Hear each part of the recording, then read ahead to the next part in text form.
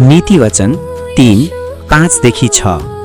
आफ्नो सम्पूर्ण हृदयले परमप्रभुमा भरोसा राख, आफ्नै समझमा भर नपार। आफ्ना सबै मार्गहरूमा उहाँलाई स्वीकार गर अनि उहाँले तेरा बाटाहरू सोझ्या पार्नुहुनेछ। सन्देश। प्रिय दाजुभाइ बहिनीहरू, हामी धेरै पटक जीवनमा आफ्नै बुद्धि, आफ्नै शक्ति र आफ्नै योजनामा भरोसा गर्छौं।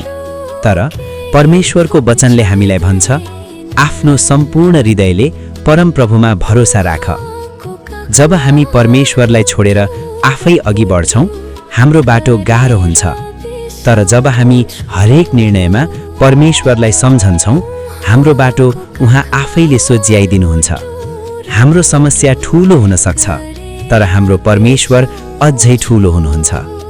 आज हामी सिकौं, डरमा होइन, चिन्तामा होइन, परमेश्वरमा भरोसा राखेर बाँच्न।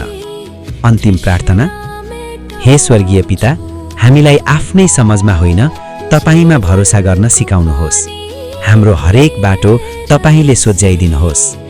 येशूको नाउँमा प्रार्थना गर्छौं।